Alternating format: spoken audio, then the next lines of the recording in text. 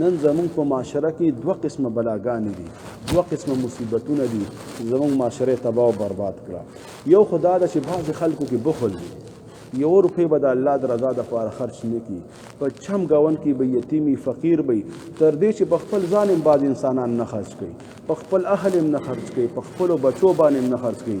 نو دا یو مصیبت دی. بل طرف ته بل مصیبت دا دی چې بعضې خلک داسې دي چې هغوی اسراف او تبذیر کوي، د روپۍ په ځای به 10 لګوي، د 10 په ځای به 20 لګوي. دې سره زموږ معاشره تباه او برباد شوله. دې سره زموږ معاشره ورځ په ورځ خرابېږي، کمزوري کېږي. موږ دا ګیلې کوو زموږ کاروبارونه خراب شو، زموږ په تنخواګانو باندې زموږ کار نه کېږي. یو ځل زما په انفل کې ریسرچ شو په دې باندې چې په د اسلامي معاشیت باندې. نو په دې کې ما بیا یو سکالر یو مقاله وکتله، هغه ډېره ښایسته خبره لیکلې وه. وایي نن مصیبت دا دی چې نن زموږ د هر هلک نه د باچا زوی جوړ شوی دی. باچا زوی په دې طریقې سره جوړ شوی دی، پخوا به د خلکو جوړه 2 جوړې جامې وي، یو به چېرته کوټ یو به پیزار و. وایي نن مصیبت دا دی چې د هر کوره که غریب نه غریب ولې نه 10-12 جوړه جامې به د یو هلک وي.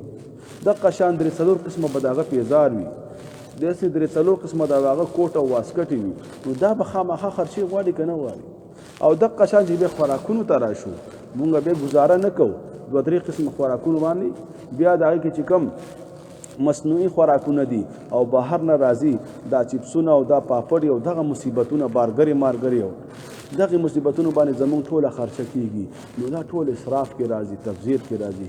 رب به خامخا دې نه تپوس کوي ستانه. ځکه یو حدیث کې راځي دا ما ویلي چې د عرش په میدان کې به ټول خلک ناست وي، ولاړ به څوک او په ټولو خلکو باندې به یو پریشر وي. د الله نبي پاک فرمایي چې 15 تپوسه نه شي د هغې پورې به بندګان د عرش د میدان نه خېچتې نه شي. او د عرش میدان ډېره سخته ګرمي ده، ډېره سخته ګرمي ده. یو حدیث کې راځي چې د لمر به 1 میل په اندازه باندې رانږدې شوی وي. هغه حدیث کې هغه راوي فرمایي وایي زه پوهېږم چې 1 میل چې کوم دا فاصله ده دا میل ښیي، او 1 میل په عربۍ کې د رانجو چې کوم سلایي وي دې ته په عربۍ کې میل وایي، چې د رانجو د سلایي په اندازه به رانږدې شوی وي او که نه د 1 میل په فاصله کې به رانږدې شوی وي.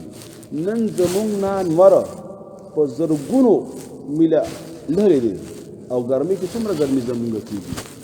ډېرو خلکو هلاکت په دې کې وشي، د ګرمۍ د وجې نه طبیعت خراب شي، اسپتال ته منتقل شي. نو د عرش په میدان کې به دغه سخته ګرمي د خلک برداشت کوي. او بعض نیکان خلک به دا وي چې هغه به د الله د عرش د سوري لاندې وي. 2 کسان دي انشاءالله کله به تفصیل وکړو. دغه بنده دنه به 15 تپوسه د هر یو نه خامخا کېږي. یو تپوس به د مال باره کې کېږي چې دا مال دې څنګه ګټلی و، په کومه طریقه دې ګټلی و. او بیا دا خبره هم نشته چې خپله خاوره خپل اختیار او خپل مال خپل اختیار. نه، ستا په بدن کې هم ستا اختیار نشته.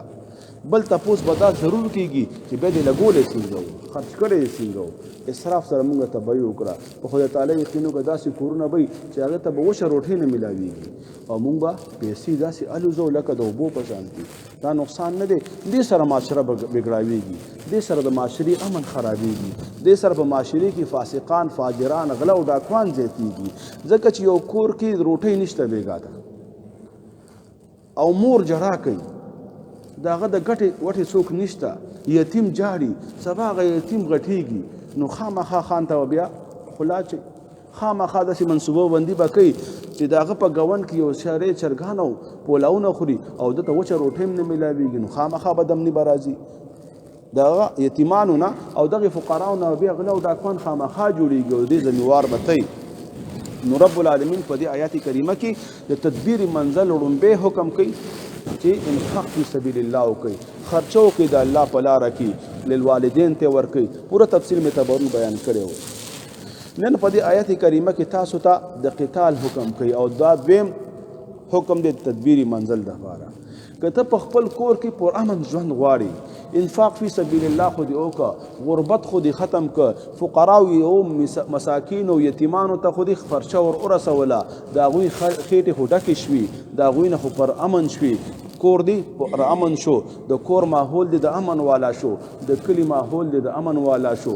اوس داسې په امن تا ګوره کفار نه پرېږدي، تب اوس دې دپاره جهاد خامخا کې او جهاد دپاره به ځان ټیټ ساتي جهاد دپاره به ځان ویښ ساتي او وخت په وخت به د کفارو نه او د کفارو د دسیسو نه او د هغوی د چل ول نه ځان خبرې